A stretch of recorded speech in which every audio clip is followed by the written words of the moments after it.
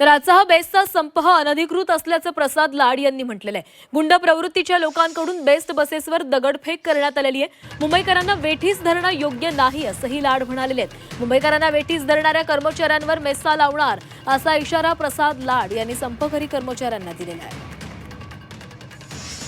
खरं तर हा बेस्ट संप पूर्णपणे अनधिकृत आहे।